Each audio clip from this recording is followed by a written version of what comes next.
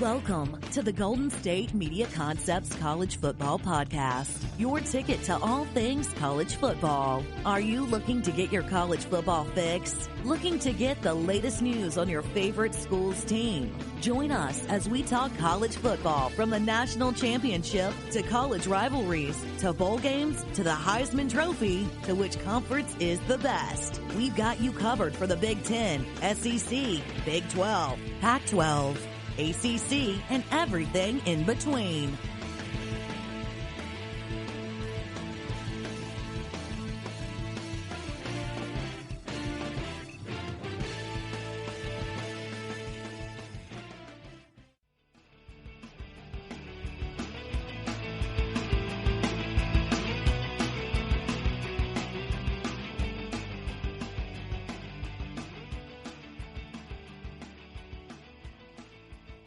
What's up? GSMC College Football Podcast, brought to you by the GSMC Podcast Network.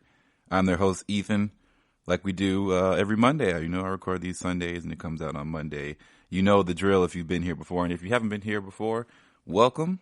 This is a great show. And I hope you all stick around and listen to what, we're going to talk about today. So here on the GSMC College Football Podcast, we have a lot of things going on pretty rapidly, and a lot of decisions that I don't have to make because I am not the decision maker in the NCAA. But there's just so much going on revolving around the fall sports, and football is included in fall sports, that you just really don't know what is happening every given week. Like, I still don't know what's happening. There's a lot of moving and shaking parts. We don't know what we are going to receive as a product this year, football wise, from the NFL or college football. And we are still ways away from even having to make decisions on that. And by we, I mean as in the people who make decisions. But we don't know what decisions will be made until they get made. And that's probably not going to happen for another 3 weeks or so, depending on what we're seeing. But the way we see things around this country, as far as testing and viruses and the virus spreading, it has to be of some sort of concern. Because now it's not just the fact that, athletes and coaching staff members and such and the like are coming back to campuses with the virus, but whole communities are rapidly getting more testing, and thus you're seeing more results that people are getting infected more by this virus day in and day out. And it's spiking again. It's getting higher and higher. We're not in a regression by any sense of the means. But we'll get to a more in-depth talking about that later on in the podcast. But first, we're going to do some strength of schedule work. We're going to do the ACC and the SEC. And then we're going to talk more about coronavirus impact around college football and more of the smaller schools. And then we're going to get into my favorite segment of all time, Concession Confessions, where I think it will be a quality one. And that's how we're going to end off the podcast. But first, strength of schedule for the ACC. So, you know the drill, how we do these things around here. Strength of schedule, we look on a point system that is compared to the average strength of schedule of all 130 FBS teams. And then we also look at their averages around their actual conference in general. So we're doing the ACC, and you know how we do. We start from the bottom, and then we move our way from the top. So number 14 on the strength of schedule for the ACC is Syracuse. So Syracuse not only has the easiest projection in the ACC, but the easiest of any Power 5 program. And the reason is thanks in large part to the non-conference schedule consisting of Rutgers, Colgate, Western Michigan, and Liberty. And it should be noted that Rutgers and Western Michigan are on the road, and there's also a road game against Clemson, but that can only do so much to counter the non-conference slate. Outside of the Clemson game, road games in the ACC against Boston College, Wake Forest, and Pitt won't be easy, but could have been a lot more difficult. All in all, this is a schedule that sets the Orange up for a rebound in 2020. So their overall schedule across all 130 teams is -6, and the ACC is -16%. So that's it's not a very strong schedule, and thus they can do some damage and move their way up. 13 is Virginia Tech. So at home against Penn State is one of the tougher non-conference games that any ACC team will play this season. And the rest of the Tech's non-conference schedule doesn't come close to it. The Hokies play Liberty, Middle Tennessee, and North Alabama. Virginia Tech also avoids Clemson and Florida State from the Atlantic, though it will have to go through, or they'll have to go on the road to face Louisville. In the division, the Hokies have to face both UNC and Pitt on the road, but get both Miami and Virginia at Lane Stadium. So a -5 overall and a -15 in the ACC. 12 is Clemson. So Clemson has no chance to rank highly because it doesn't get to play Clemson. And the disparity between Clemson and the rest of the ACC is reflected in 7 of the top 10 teams in these projections playing Clemson.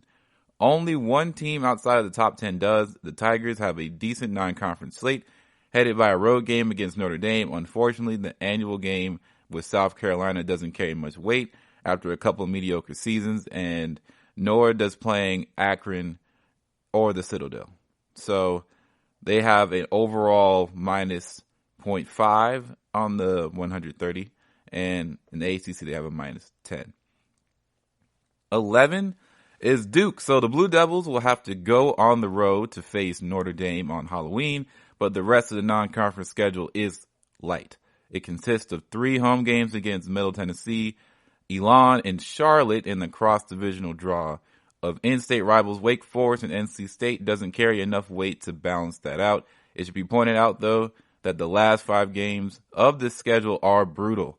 It starts with Notre Dame, and then after playing Georgia Tech in Atlanta the next week, the Devils have to play Virginia Tech, and Miami in consecutive games to finish out the season. At least the first 2 will be at home. So the first positive strength of schedule so far overall in this ACC, and then in the ACC, they are -8%. Number 10 is Virginia. So opening the season with Georgia in Atlanta is a huge game, and the Cavaliers will finish the month with Clemson on the road. And as big as those games are, though, they can only do so much for your projected strength of schedule when the rest of the schedule features games against VMI, UConn, Old Dominion. And while the back half of the schedule is a lot tighter than the first, it does include crucial divisional games at Miami, at home for Pitt, and regular season finale at Virginia Tech. So basically a 3% overall in the ACC. They have a -6 percentage. Next is Boston College at 9. Boston College's projection isn't all that different from NC State's, and the non-conference schedule of Ohio at Kansas, Purdue, and Holy Cross doesn't do much. Even with 2 Power 5 opponents, the Eagles do have a tougher cross-divisional draw. However, getting Virginia Tech on the road and UNC at home inside of the division, they'll get NC State, Wake Forest, and Florida State on the road. That will make it more difficult as it joins everybody else in the Atlantic, jockeying for position behind Clemson. So they have a 3.5% overall and a -5.6% in the ACC. Okay, next is NC State. So Mississippi State is a solid non-conference game, but Liberty, Delaware, Troy do not do much through Troy through Troy is on the road. The Pack drew Duke and UNC from the Coastal and opened the season with Louisville on the road. So still, if it weren't for a road game against Clemson in mid-October, the schedule would be ranked much closer to the bottom of the ACC. Overall, 3.7. ACC -5.45. 7 is Pittsburgh, Pitt. The Panthers get Notre Dame at home this year, but the rest of the non-conference, Miami, Ohio, Miami, Ohio, and at Marshall, Richmond, it doesn't do a whole lot. In conference play, the Panthers draw Florida State and Syracuse from the Atlantic, but avoid Clemson inside of the Coastal, and they'll visit or they'll get Virginia Tech, Georgia Tech, and Duke at home, but they'll have to play Miami, Florida, North Carolina, and Virginia on the road. So they get a 4.8 percentage overall and a -4 percentage in ACC. Number 6 is Miami, Florida. So this is a projection that you could see missing by quite a lot. So the non-conference slate is buoyed by a good Temple team and a road game against Michigan State. The problem is based on a late coaching hire and the lack of spring practice. You can have a hard time believing Michigan State can live up to the projection. As for the ACC schedule, the Canes get Florida State from the Atlantic, but it's at home, and the road schedule won't be easy with games against Wake Forest, Virginia Tech, and Georgia Tech. So they have a 5.8 overall and the ACC strength of schedule of -3%. 5, moving forward, is North Carolina. So North Carolina is the first team in this projections not to have Clemson on its schedule, nor do the Heels have to deal with Notre Dame. They do, however, have to play against UCF and against Auburn in Atlanta. So they also have to play one of the better FCS programs in the country in James Madison. And still, there are cross-division draws out there with a lot more dangerous than Boston College and NC State. In Coastal, the Heels will have to be on the road for Virginia, Duke, and Miami, Florida. They have a 9% overall strength of schedule and the first positive in the ACC by 0.5 percentage. Number 4 is Wake Forest. So Wake Forest reaches the top 4 thanks largely to being another one of those Atlantic teams to get both Clemson and Notre Dame. The Deacs can seek solace in getting Clemson at home and the Irish in Charlotte. They also have another difficult non-conference game at home against Appalachian State team.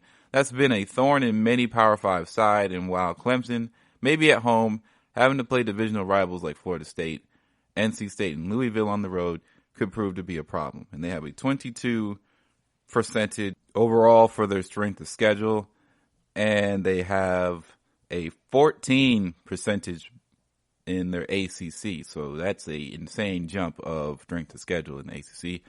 Number 3 is Louisville. So the Cardinals are here thanks in large part to 2 difficult non-conference games in November, back-to-back weeks. So the Cardinals will have to play a road game against Notre Dame and then at home against Kentucky to finish the season. And they are also in a difficult spot by having to open up the season with 2 ACC games, and which one is on the road against Clemson, and also it doesn't help that the Cardinals dropped both Virginia and Virginia Tech from the Coastal. Those 2 finished atop the division last season. So 22.7% overall and a 15.35% in the ACC. Number 2 is Florida State. So Mike Norvell's first season with the Seminoles will not be an easy one. The team's non-conference schedule consists of 2 Power 5 opponents in Florida and West Virginia, as well as a road game against one of the top group of 5 programs, so Boise State. Then there's the conference slate, which includes Clemson and some tricky road games against NC State, Louisville, and Miami, Florida. So 28% and a 21.18 ACC percentage schedule. Number 1 is Georgia Tech. The Yellow Jackets project a strength of schedule 6th in the nation. So that's in like over all 130 teams. They have a 6th projected strength of schedule in the nation. And if the ACC hasn't been so mediocre in the last few years outside of Clemson, it would have probably been ranked first. The Yellow Jackets are playing the non-conference schedule from hell. They play games against UCF and Notre Dame at home and Georgia on the road, toss in a home date with Clemson to open up the season, and that's 3 games against teams who have reached the college football playoff in the last few years. Add another game against a program many felt should have been in the college football playoff with them. So they have a 30% overall strength of schedule, which makes them 6th overall, and then they also have a 23.55 percentage all together. So let's go right back down and up just to remind everybody where we're at. So Syracuse is 14th with a negative 16 percentage in the ACC. Then there's Virginia Tech, who has a negative 15 percentage as well in the ACC. 12th is Clemson because they don't get to play themselves, for one. And Notre Dame, unfortunately, annual game against South Carolina doesn't really add much. So they have a negative 10. Duke is 11, and they have a negative 8 percentage in the ACC. And then you have Virginia with a negative 6.5. Then you have Boston College with a negative 5. And you have NC State at 8 with a negative 5.45. Then you have Pitt, with a negative 4.26. Then you get to Miami, who is a negative 3%. Then you get to North Carolina, who they do play some people, but it's still not that good enough. But they have a first positive in the ACC. Then you get to Wake Forest, who starts to really get some challenging opponents. And they have a 14% boost. So basically they jump 14.5% up in the ACC strength of schedule. Then you get to Louisville with 15%.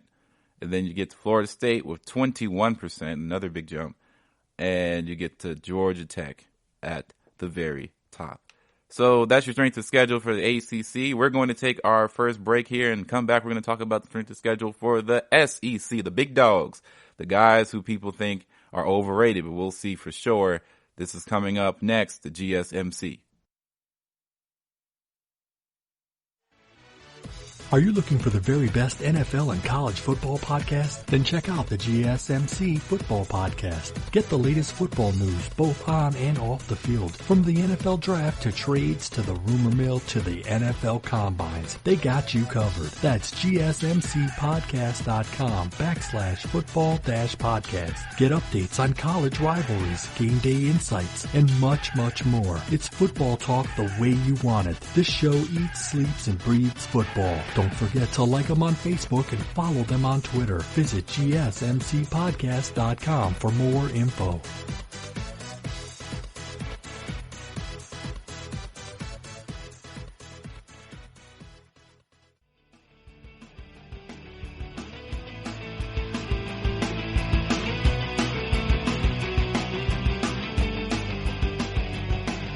Okay, college football fans, we are back with the GSMC College Football Podcast, and we were talking about the ACC strength of schedule, and now we're getting into the empire, the evil ones, the ones that everybody likes to hate if you're not a fan of the conference, but the Deep South, the Southeastern Conference, the SEC, one of the more powerful conferences we've seen in recent time outside of, the Big 12.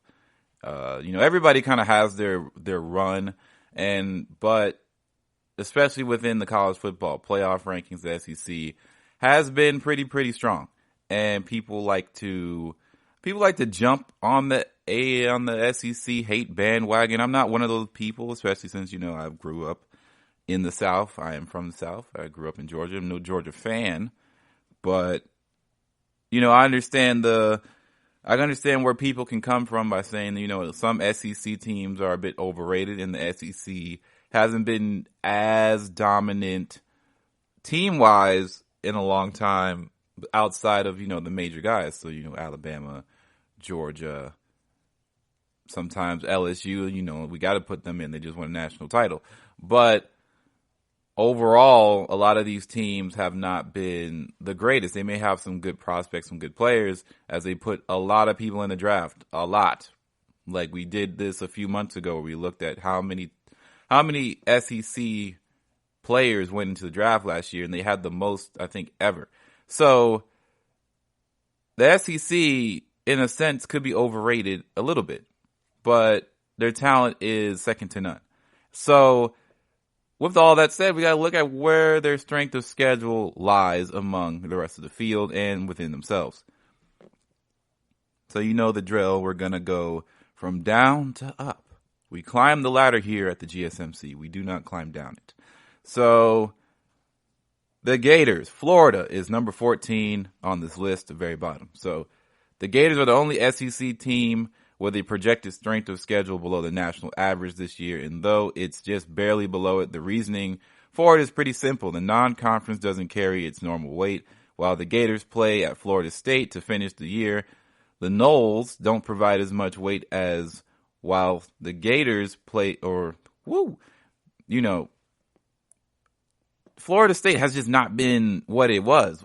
They really, really dropped off, and their talent pool just hasn't been the same, and recruiting just when you lose one of your best recruiters that you had and they go somewhere else to coach, you kind of take big effects. So with that said, for the rest of the non-conference, they play Eastern Washington, South Alabama, and New Mexico State. And while there's an annual date with LSU, the Gators draw Ole Miss from the West. The Georgia game is a beast, but having it in a neutral site balances things out slightly, and also Florida will have to play only 4 true road games this season, and the only time that they'll leave the state of Florida is for games against Tennessee, Ole Miss, and Vanderbilt. So overall, they have a negative 85%, and in the SEC, they have a negative 16% on the strength of schedule. Missouri is 13. And the Tigers play one of the weaker non-conference schedules in the SEC this year.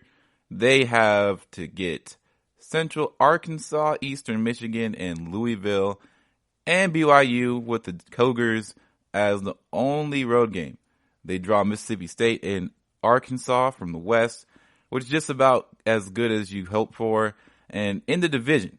So they get Georgia and Kentucky at home, but they'll have to play South Carolina, Tennessee, and Florida on the road. They have an overall of 1.76%, and in the SEC they have a negative 13%. Texas A&M is 12th. So last year the Aggies had a schedule that included Clemson, Auburn, Alabama, Georgia, and LSU.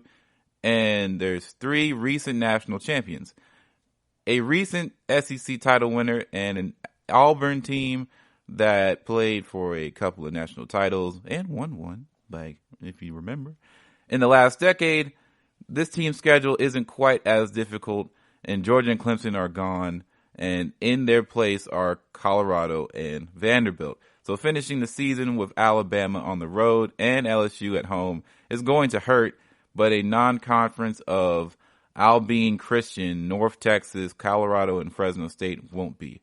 Overall, the strength of schedule is 5%. But in the SEC, they have a negative 9.5%, basically.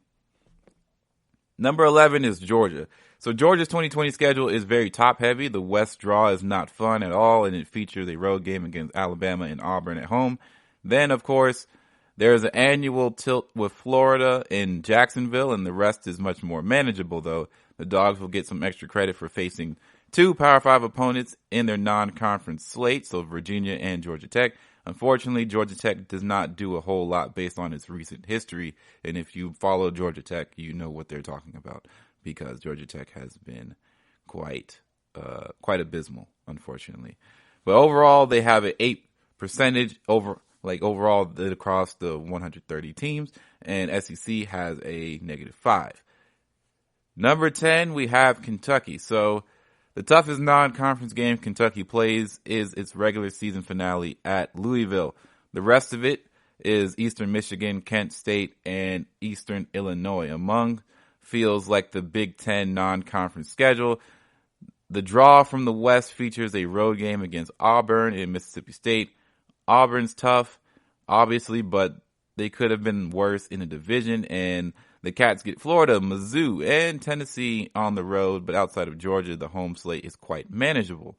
So they have an overall strength of schedule for 8%, and the SEC is negative 5.5%.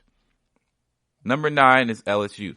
So the defending champions play Texas again this year, but this time it is against Baton Rouge, or is in Baton Rouge, and the only non-conference game outside of the Tiger Stadium is at a neutral site against Rice. Neither Rice or UTSA score high in the rankings that were made, and in Nicholas doesn't do much for the Tigers either. So what carries the weight here are road games against Florida, Auburn, and A&M, as well as the home date with Alabama. So a 12% overall schedule, And the SEC, they have a negative 1%, basically. Mississippi State is 8 in the non-conference here. Doesn't do a whole lot either way. NC State is the toughest of the slate, rounded out by home games with New Mexico, Tulane, and Alabama A&M. The backbreaker in this schedule is both Alabama and LSU on the road in consecutive weeks, and at least the Bulldogs have a bye just before it.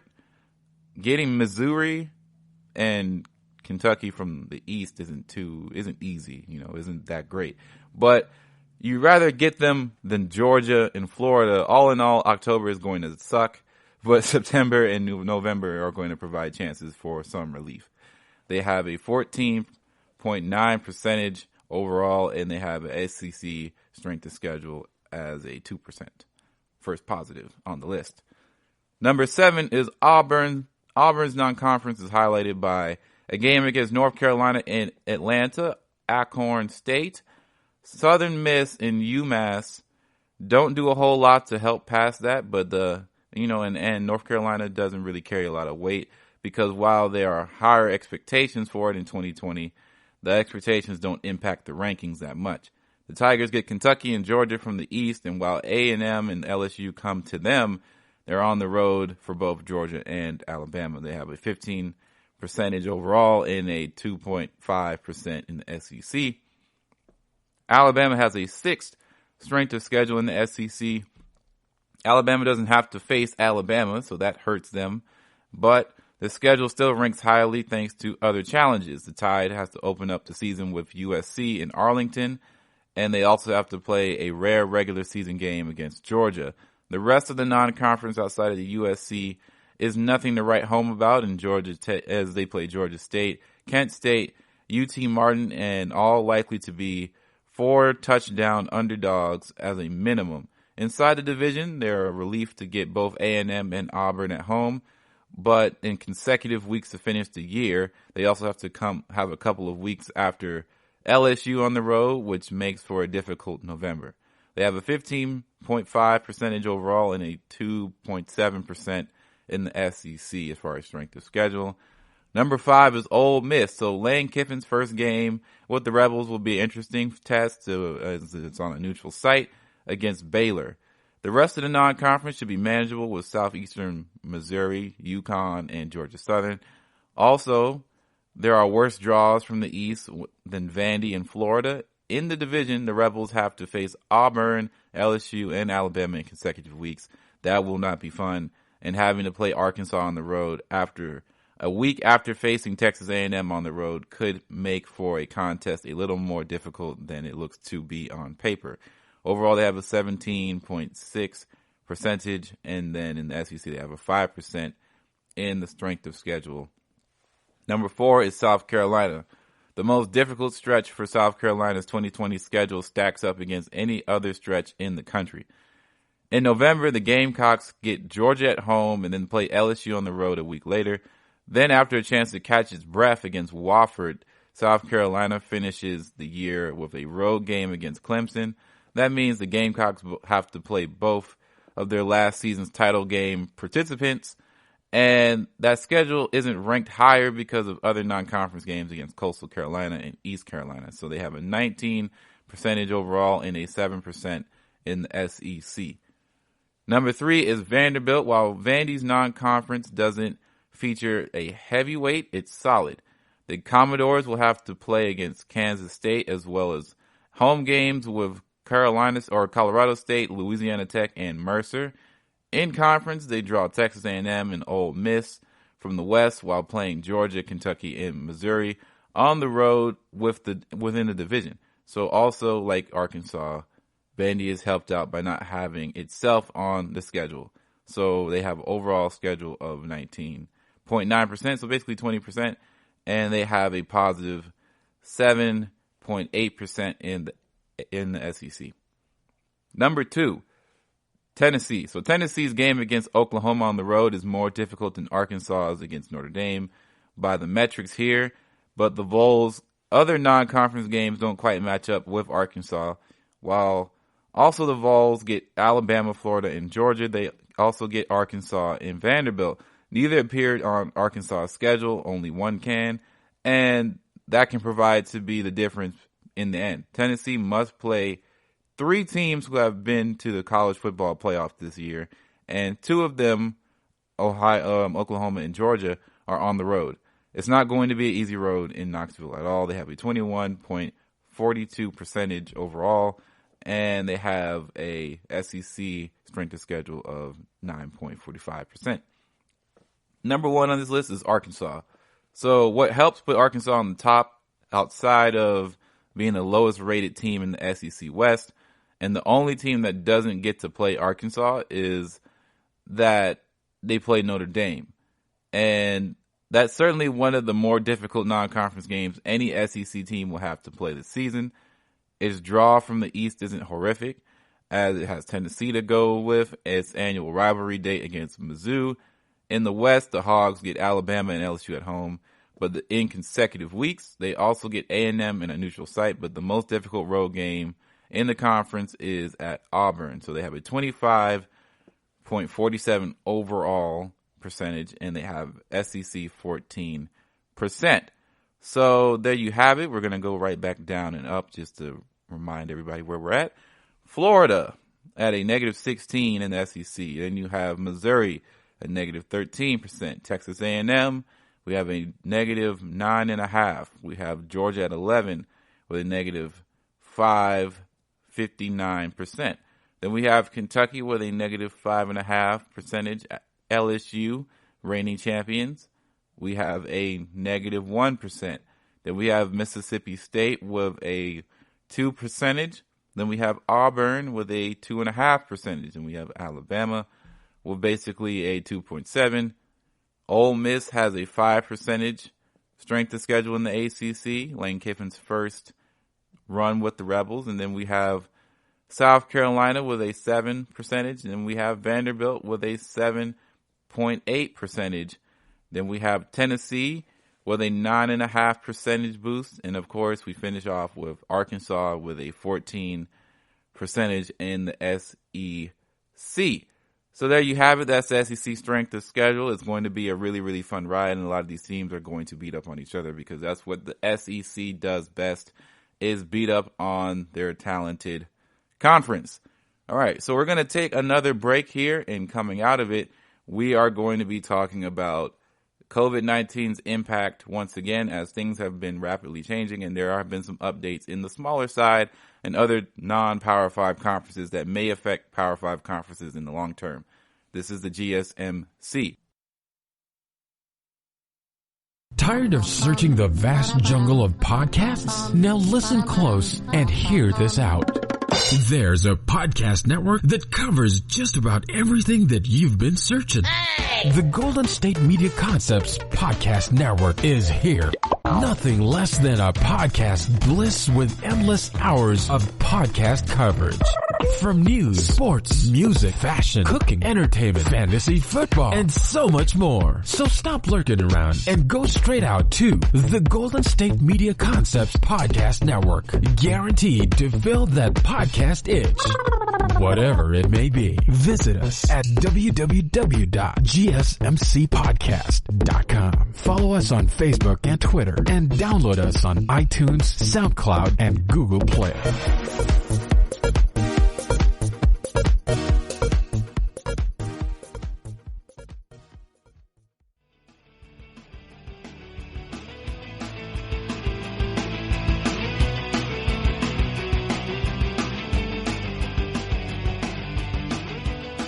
Okay, we're back, GSMC College Football Nation, and we are going into the deep end here.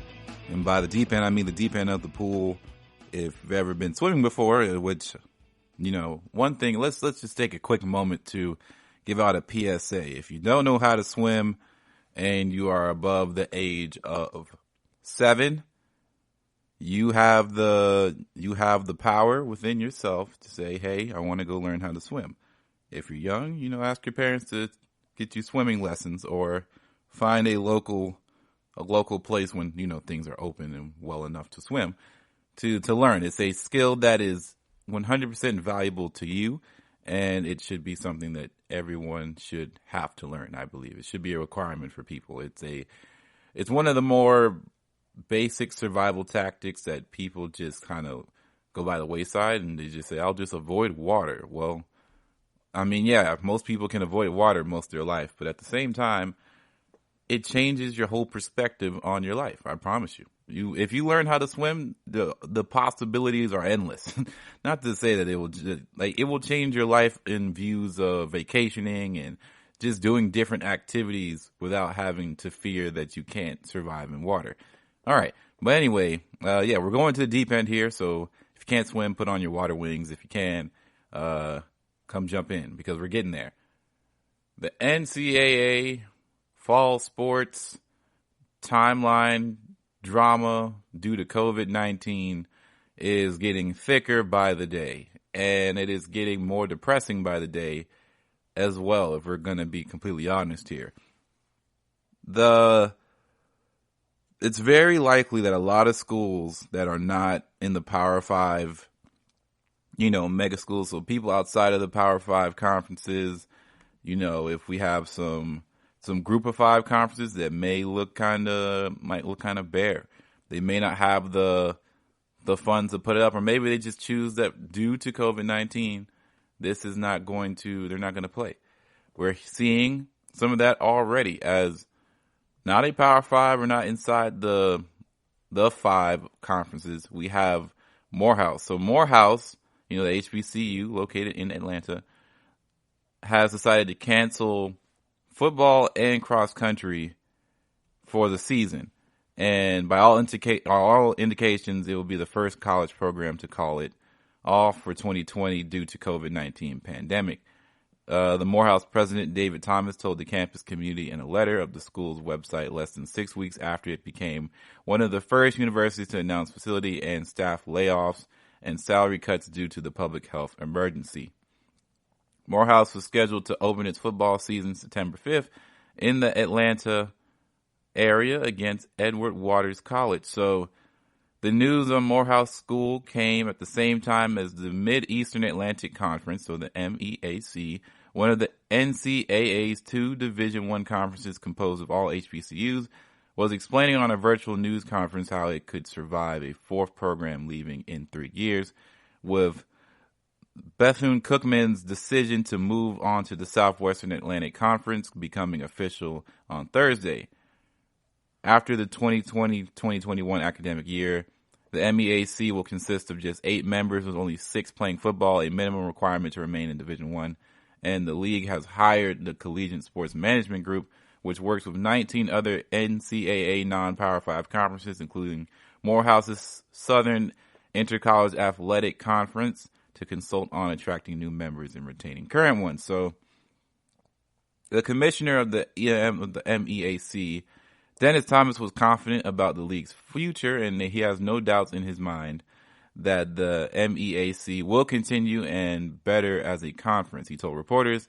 But we should preface by saying that similar comments were made of conference unity and loyalty earlier this year, and after that, Northern Carolina A&M announced it was leaving in 2021. So, Howard President Wayne Frederick said that our schools were united at the time, but there were boards to answer to. Pressure will be brought to bear onto them, and financial constraints are only going to grow. In the past years, the MEAC has reached out to Division II for inclusion of schools, but with mixed success. North Carolina Central has excelled in its return to the conference in 2010, but Savannah State and Winston-Salem State did not last full season members. So programs from the SIAC and Central Intercollegiate Athletic Association, say that 3 times fast, Central Intercollegiate Athletic Association, are obviously candidates again, but Frederick said that the consulting firm will take the lead in vetting potential newcomers, and the instability and uncertainty on HBCU campuses resulting from pandemic are clearly not slowing down. As June ends, several signature football games have been canceled, and homecoming events called off or postponed. Several classic games, including the September 12th contest between Florida A&M and Southern in Baton Rouge, Louisiana, and the Southern Heritage Classic game and weekend in Memphis, Tennessee, have been canceled. Homecoming events in NCAT and Winston-Salem and NC Central have also been canceled. So these HBCUs in Division I are taking some major hits across the board. And it's not just COVID-19, but COVID-19 is definitely being a bit of a catalyst in a lot of different ways and are putting more fuel to the fire as far as staying in Division I and staying relevant among the Division I NCAA landscape. And I would like to take this opportunity to look at other non-power schools and situations that may just hurt us in the long term, because let's look at the Sun Belt Conference, right? The Sun Belt Conference is made up of Appalachia State, Arkansas State, Coastal Carolina, Georgia Southern, Georgia State, University of Arkansas at Little Rock, University of Louisiana at Lafayette, the University of Louisiana at Monroe, University of South Alabama, Texas State, the University of Texas at Arlington, and Troy University. And they have some associated members as well. So Central Arkansas and Howard University. So these guys are not big-time schools, right? And by big-time schools, I mean for football. Of course, Georgia State is very, very well known for some of their departments in psychology, and they have a lot of good medical things going on in the state of Georgia, in the city of Atlanta in general. And, you know, they are known for other things. But football is not their strongest suit, but it is going to be a struggle for a lot of these teams, especially in the South, where numbers are just rising, man. Numbers are rising really, really bad. In Texas, numbers are rising bad. In Georgia, Florida is looking really, really shocking right now. And we don't know when it will not peak, because the peak just keeps getting higher and higher. We keep seeing new numbers. And we also don't know which media groups, media personnel to trust, because you'll read one article that says that things have never been as bad or this bad. Things have never been this bad before. And then you'll read another one where it's like things aren't as bad as they may seem. And to bring it back to college football, of course, we're seeing numbers like I believe Texas Tech just had 23 students or student athletes test positive, and 2 of them have not recovered yet. And then we have, of course, other Texas programs, like we had Houston have to shut down their off-season workouts. We've seen Texas in the news as far as people with COVID-19. We've seen Clemson with 30 supposed people, not including just student athletes, but also coaching staff. We saw LSU in the news as well. We're seeing a lot of these teams having to walk around statements because they can't confirm these things technically due to medical practices. The schools will not release the medical, information on your student athletes to the public. But this isn't a good look at all. And some people are trying to back this down by saying this was something to be expected, and that, now that it's better this way because people are on campus and they can get better treatment. And that's fair. That's a fair thing to say. But at the same time, we got to think, like, we don't know exactly how this disease works. There's been reports that people can get it a second time. There are reports that people can get it multiple times, or there's reports that people can just carry the virus longer than you can anticipate. So you never really know what the clear date is to get back to work and do what you need to do. And you never know when somebody's carrying or not without testing. And of course, we know they're going to do a lot of rigorous testing within sports in general, but these are college kids. And I have to make that emphasis all the time. These are college kids. So when people in college are all going to go back to school, young people, we can't get people who've been on this planet for 50 years, 45 years, 30 years to get it together. They don't even want to wear a mask. People don't want to wear a mask. It's too uncomfortable. Oh, it's hard to breathe.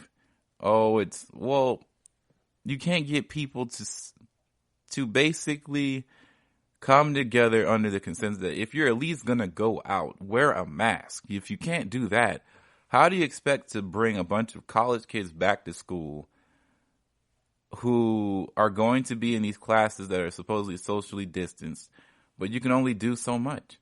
You can't walk those kids home.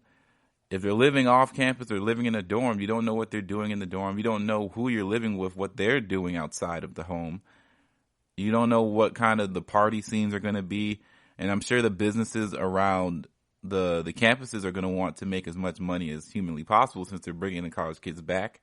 And you never know when the shutdown is coming back again, because people are already putting into their, academic calendars that finals are going to be done away from school. Like, people are going to go home after Thanksgiving break. And I would say that we would have to probably mentally prepare for another shutdown of some sort during the winter, before winter season. And that is a scary thought to think, because maybe that means we don't get college basketball really for a whole nother year. And maybe they delay it and find some time, and we don't know when a vaccine's coming. So there's just a lot of things on the table that are going to be really worrisome. But bringing it back to fall sports and college football and collegiate lifestyle, you can't control kids, man. You're telling me that everybody else are going to go out, probably, because they're going to go out. People are going to go out. People go out now. They're going to go out when they're around a bunch of young people and like, well, all the, everybody's going out. Everybody's going to these things, these socials, these functions. The local frat house is having a thing. It's going to be really fun. And, you only live once, right? People aren't taking the virus that seriously, or maybe they think they already had it and they're not going to get it again. Whatever the case may be, they're going to go out. And you think these football players are going to feel incentivized to not go out, especially if this is the one time where they're the man on campus. Not everybody gets to go to the NFL. Not everybody gets to get to that next level. Might be, for a lot of guys, this is the highest level they'll play in the sport ever again. And they got to they want to reap all the fruits of this decision of being in college and playing sports and kind of being a pseudo celebrity, so to speak, especially if they're in like Division I and people know who they are. They're going to go to these parties, and people, coaches, coaching staff, especially right now, they can only be around the athletes for like 8 hours a day, or 8 hours a week, should I say? Not even a day, 8 hours a week. How are you going to, you can't, warden these guys. You can't hold them hostage. They're human beings and they have the right to do whatever they choose to want to do. And I just think it's going to be very, very tough. And not to mention, you're traveling. It's not like you're putting all these collegiate athletes in a bubble like the NBA is doing. And the NBA is even having some struggles with bubbles as they're bringing people back with COVID. And that was to be expected, but there is no isolation.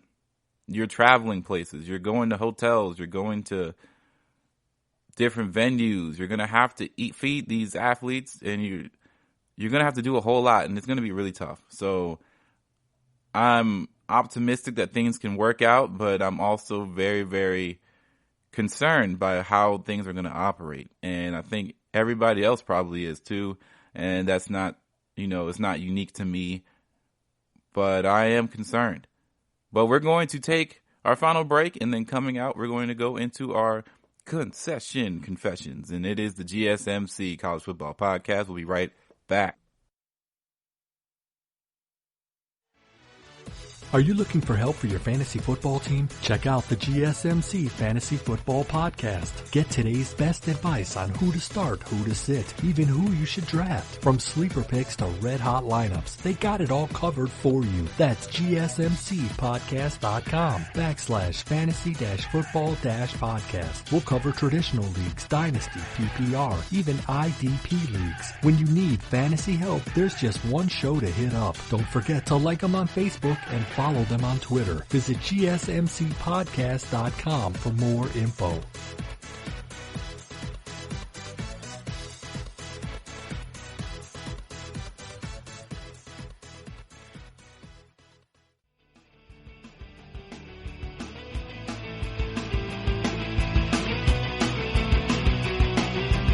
Okay, GSMC College Football Nation, we are going to take a journey that is always one that should be more traveled. A confession journey, my favorite journey. Come ride with me. Come take a trip down Food Lane. We're going to be talking about spirits today. Spirits, alcohol. All right. Hopefully those who can experience or can relate to what we're talking about are of age, but we're going to be talking about spirits. So the culture around spirits in sports, collegiate wide, non-collegiate, professional, and so on and so forth. First things first, we have to put out the general information. We know that most colleges do not promote or do not sell alcohol at games. They should, because it's just another way of revenue, and people drink at games or smuggle in alcohol into games anyway. It's just a thing. We all know it happens, or people tailgate before they get to the game and they come in drunk or come in very intoxicated anyway. It's just a part of that culture, and if they wanted to monopolize on the money, they could. Some are working towards that. Others are not looking into it at all. It's another one of those NCAA things that is going to slowly but surely die out, but it's still taking a very long time to do so. But around just the general ideology of alcohol at games and at sporting events is always something I found interesting. Of course, when I got of age to be able to purchase alcohol and drink it, I never really put a lot of thought into how it's presented to us in gaming scenarios, in like sporting events, concert events, sort of gigs or anything like that, and what the options are, what is acceptable to drink at when, and what is quality for your wallet and for your tasting, drinking, preferences. So when I first started, of course, I think the first beer that I really was like, this is for me, because I didn't think I would be a beer guy. I always came about around alcohol as thinking that beer would not be good. Because, when you're younger and you try to take a sip of dad's beer, it probably tastes gross to you. Like, you don't understand why people drink it. You don't get the acquired taste of it. You don't understand why it's something that adult people would drink. And you just kind of keep that first initial taste in your mind, and it sticks with you until, of course, you become of age and you try it again more frequently, and you try to find beers that you may even end up liking. Maybe you get into IPAs, and I gotta admit it, man, you don't know where to go with beers until you really go through a stage of really trial and error. And I went through a stage of trial and error over the past few years, and I found beers that I enjoyed. So for me, I'm definitely more of a light beer guy, a light lager.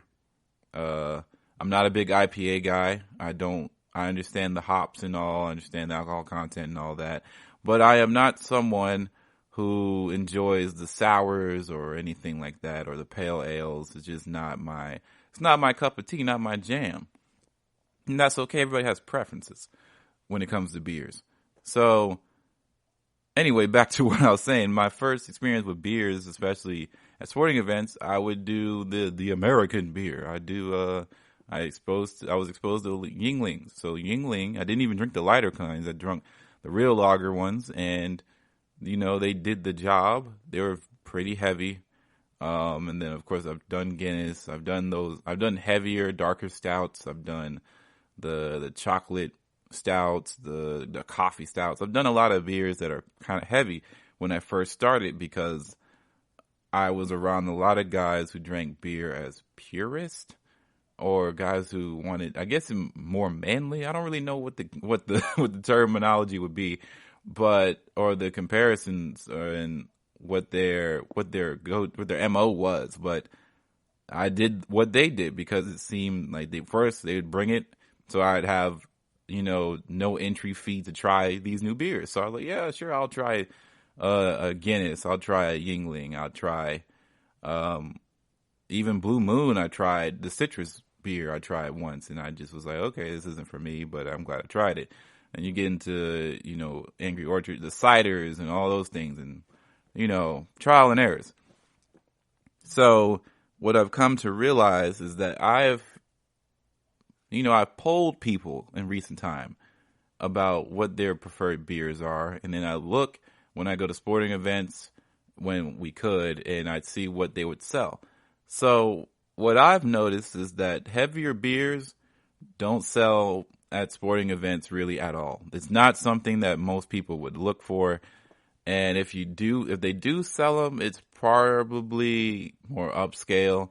It's probably in one of those fancy rooftop bar sort of things where like the stadium has been freshly renovated and they have a season ticket holder section or something like that where you can get some, more gourmet, more, how I feel about the word gourmet, but you can get more fancy stuff.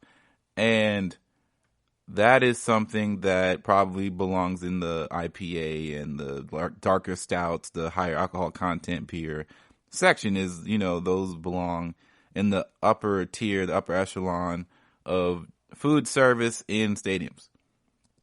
But you still have your classics with everybody else in the bottom tier. So you got your Bud Lights, you have your Coronas, you have your Budweisers, you have your Michelob Ultras, which are my go-tos at sporting events because you got to watch the carbs, man. You don't want to just drink your calories and your carbs.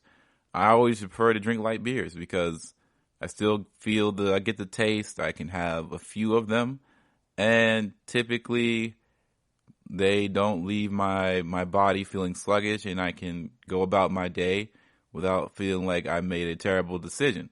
Awesome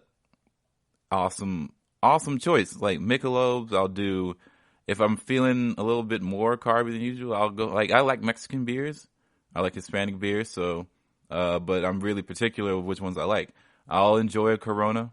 I'll do a Corona Extra or I'll do a Corona Premium, whatever the brand name is. I'll do Modelo's. I grew up around my dad who drank a lot of Modelo's, and it was something that I'm just used to the imagery. I like the packaging. I love the bottle shape. I'll drink them every now and again if they are offered at stadiums. Usually they're not. Depends on the sporting event. Like if I go to Atlanta United game, I'll probably see some Modelo's. I'll see some Coronas. I'll see some Dos Equis. I'll see those around. But at like Atlanta Falcons game, if I go to one of those, you probably are going to see maybe Corona, maybe Dos Equis, but you probably won't see Modelo very often. And you get all the other, domestic beers. So Bud Lights, Budweiser, Michelob. You won't see a lot of imports. You'll see Heineken.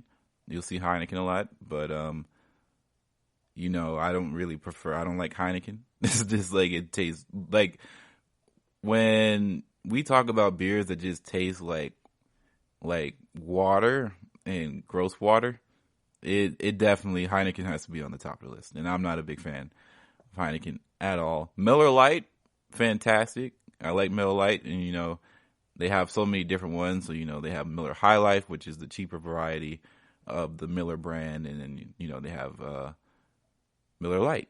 And I think, and then Coors Light is also one, or Coors. You see a whole lot of them. It kind of depends. I think baseball does a lot more Coors because I think they're the official marketed beer for baseball, while football is full on Bud Light, big sponsor. Budweiser is the hugest sponsor for football, I know. But to take a turn real quick, because beers is just one part of it. Beers are a staple. They will stay in sporting events forever. And, it's all preference. There is no one beer that's better than all. But I will say, try to find some that aren't as heavy, as you won't want to keep filling yourself up on, one, beers that are expensive, because beer is expensive in most stadiums, unless, your stadiums have gotten with the program and made them a bit cheaper. But if not, they're pretty expensive per 12 ounce. And you don't want to just keep coughing up the dollars, because you're going to have to eat too, because you're going to have to drive home. Or get an Uber, please. Be safe. Then there's seltzers. So in recent years, we've had more and more seltzers come out, like Truly has one. We've seen, of course, White Claw, which I gotta admit, I'm a fan of White Claws. I like them. They sometimes give me a bit of a headache, but I like the fact that they're low carb. I like the fact that there's not a lot of sugar in them, and I can have a few and get there. I can get to where I'm having a good time, and I don't feel like I drank 600 calories worth of something in order to enjoy that. So seltzers are cool. Not all of them are made equally, and some of them are a little bit overpriced, and some of them have no flavor at all, and everybody's getting into the seltzer game. So you see Bud Light seltzers, or you'll see, you'll see the Trulies, you'll see the Stella. I think Stella has one, if I'm not mistaken. I know that Blue Moon recently came out with a super low carb version of their drinks, but it's not necessarily a seltzer. But everybody's getting involved in the seltzer game because they see the market for it, because White Claw, Truly, these sort of products are really, really taking off, especially in like the festival scene, as I've done a lot of events in the festival scene before, and these things are being carried around left and right. It's really popular with women, and because they're light, they don't eat up a lot of carbs, or they don't take up a lot of calories in your daily consumption, and you don't feel like you are sluggish. And a lot of people don't enjoy the taste of beer or wheat. So I enjoy a good tasting beer, but I understand that beer is an acquired taste, and you kind of have to build up your flavor palette for beer, and it's not for everybody. So beer is going to be more of a old-timey thing, as I think alcohol is really starting to adapt to different into different categories now. And I think one of the major things is trying to eliminate a lot of sugars and carbohydrates in your drinks, so that way people, don't feel like people can drink more of your stuff. It's just marketing and branding and all that stuff. Michelob was really on it for a long time, and now everybody else is kind of following suit. And then now we're getting into spirits that are not really spirits, because they are seltzers. They're just mixed drinks without all the sugars and other qualities that people enjoy in like a cider. So like an apple, Angry Orchard, or like a wine cooler, but without all the sugar and no headaches and things like that. Then we get into the spirits, like the cocktails and such. Cocktails at sporting events are weird, because they're really overpriced. They're small. You don't know what the alcohol taste is going to be like, and they're probably not going to do the damage that you probably want, and I would highly suggest you avoid them at all costs. You don't know, and not everybody is a pro bartender, especially at a sporting event or a concert event. You kind of have to know what your venue is like. You've got to have experience, so you're going to have to do some trial and error to figure out what is best for you in certain scenarios. But I'll be completely honest. If it was up to me, I'm bouncing out of there. I'm not doing that one. We got to move on from that. It won't be a fun time for you. But, you know, everybody has their choice. Everybody has to make a choice when it comes to drinking.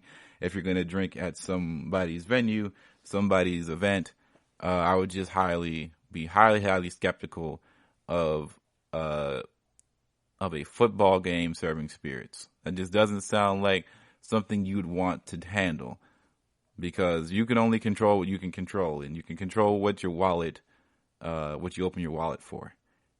And we don't talk about wines because even though I'm a lover of wine, they don't belong at sporting events. That's my hottest take of today. The wine doesn't belong at sporting events. I don't even think that's a hot take. I think most people would recognize that and why it has its place. But that is the GSMC College Football Podcast for today. Thank you all for rocking with us, listening to us. Don't forget to rate and review the podcast on, Apple, Stitcher, Spotify, wherever you catch us and listen to us. Please rate and review us 5 stars. Don't forget to follow us on Facebook and Twitter. Interact, talk to us. We don't bite. But this is Ethan for the GSMC. We'll see you all next week.